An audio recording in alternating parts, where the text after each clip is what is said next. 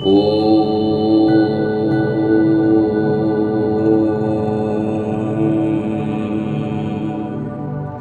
गणेशाय नमः। वक्रतुंड महाकाय सूर्यकोटि समप्रभ निर्विघ्नं कुरु मे देव सर्वकार्येषु सर्वदा। जय श्री गणेशाय नमः। जय महाकाली महालक्ष्मी महासरस्वतीयो नमः। नमस्तस्यै नमस्तस्यै नमस्तस्यै नमो नमः। जय माता दी दोस्तों। महाकाली महालक्ष्मी महासरस्वती देवी का महासमावेश है दुर्गा सप्तशती ग्रंथ से तीनों माता रानियां प्रसन्न होती हैं, जिससे धन शक्ति और ज्ञान से संपन्न व्यक्ति जहाँ भी जाता है मान सम्मान धन वैभव से परिपूर्ण होकर ही लौटता है, वह ऐश्वर्य को प्राप्त करता है। इसलिए हम दुर्गा चंडी सप्तशती का संपूर्ण पाठ करेंगे। माता रानी के प्रिय भक्तों, आप हमारे चैनल माही ऑफिशियल मिर्च मसाला को शेयर करें, लाइक करें और कमेंट में जय माता जी जरूर लिखें। वीडियो के अंत तक बने रहें। माता रानी की कृपा आप पर होगी। सभी बाधाओं से मुक्त होकर धन धान्य सुख समृद्धि पुत्र पौत्र से सुखी रहो।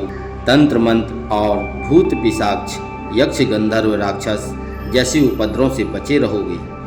तो चलिए देर न करते हुए हम माता रानी का दूसरा अध्याय आरंभ करते हैं। अगर आपने हमारे चैनल को सब्सक्राइब नहीं किया है तो कर लें। माता रानी आपकी सभी इच्छाओं की पूर्ति करेंगी। जय माता दी। 10वां अध्याय शुंभवध। मैं माता महाकाली महालक्ष्मी महासरस्वती को बारंबार प्रणाम करता हूँ। आपकी कृपा हर किसी पर बनी रहे। मैं मस्तक पर अर्धचंद्र धारण करने वाली शिव शक्ति स्वरूपा भगवती परमेश्वरी का हृदय से मैं चिंतन करता हूँ।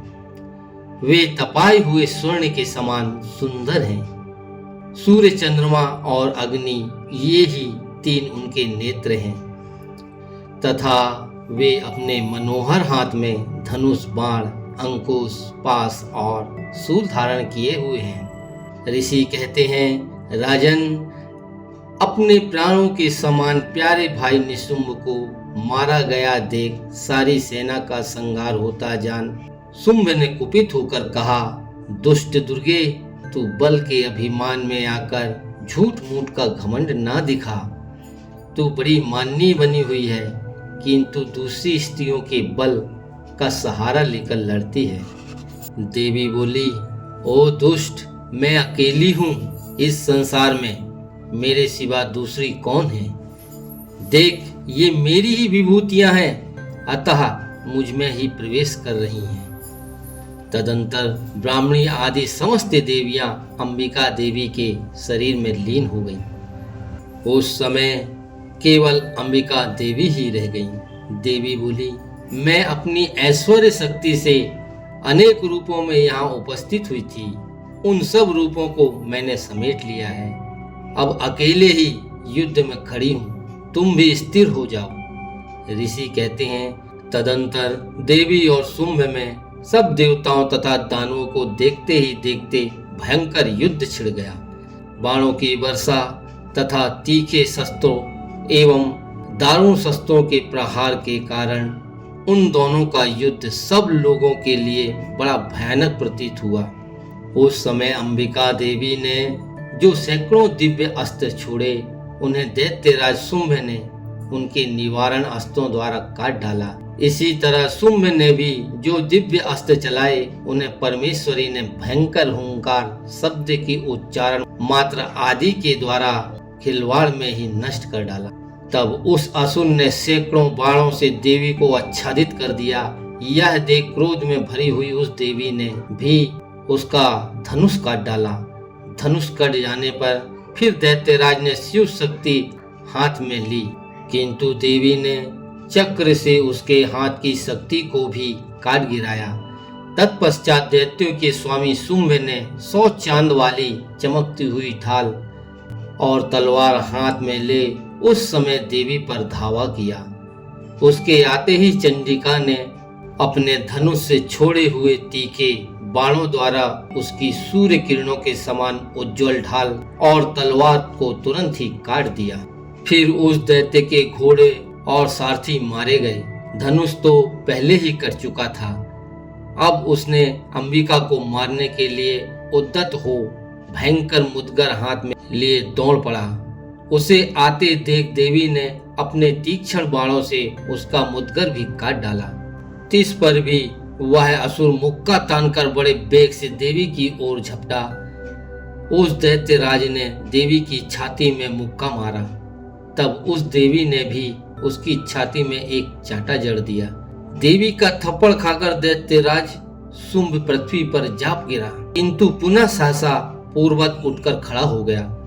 फिर वह उछला और देवी को ऊपर ले जाकर आकाश में खड़ा हो गया। तब चंडिका का आकाश में भी किसी आधार के ही शुंभ के साथ युद्ध करने लगी। उस समय दैत्य और चंडिका आकाश में एक दूसरे से लड़ने लगे। उनका वह युद्ध पहले सिद्ध और मुनियों को विस्मय में डालने वाला हुआ। फिर अंबिका ने शुंभ के साथ बहुत देर तक युद्ध करने के पश्चात उसे उठाकर घुमाया और पृथ्वी पर पटक दिया। पटके जाने पर पृथ्वी पर आने के बाद वह दुरात्मा दैत्य पुनः चंडिका का वध करने के लिए उसकी ओर वेग से दौड़ा। तब समस्त दैत्यों के राजा शुंभ को अपनी ओर आते देख देवी ने त्रिशूल से उसकी छाती छेदकर उसे पृथ्वी पर गिरा दिया। देवी के शूल की धार से घायल होने पर उसके प्राण पखेरु उड़ गए और वह समुद्रों, द्वीपों तथा पर्वतों सहित समूची पृथ्वी को कपाता हुआ भूमि पर गिर पड़ा। तदंतर उस दुर्मात्मा के मारे जाने पर संपूर्ण जगत प्रसन्न एवं पूर्ण स्वस्थ हो गया तथा आकाश स्वच्छ दिखाई देने लगा। पहले जो उत्पात सूचक मेघ और उल्कापात होते थे वे सब शांत हो गए तथा उस दैत्य के मारे जाने पर नदियां भी ठीक मार्ग से बहने लगी। उस समय शुंभ की मृत्यु के बाद संपूर्ण देवता का हृदय हर्ष से भर गया और गंधर्वगण मधुर गीत गाने लगे। उस समय शुंभ की मृत्यु के बाद संपूर्ण देवताओं का हृदय हर्ष से भर गया और गंधर्वगण मधुर गीत गाने लगे। दूसरे गंधर्व बाजे बजाने लगे और अप्सराएं नाचने लगी। पवित्र वायु बहने लगी। सूर्य की प्रभा उत्तम हो गई। अग्निशाला की बुझी हुई आग अपने आप प्रज्वलित हो उठी तथा संपूर्ण दिशाओं के भयंकर शब्द शांत हो गए। इस प्रकार श्री मार्कंड पुराण में सर्वाणिक मन्यावंतर की कथा के अंतर्गत देवी महात्मा में शुंभवध नाम 10वां अध्याय पूरा हुआ।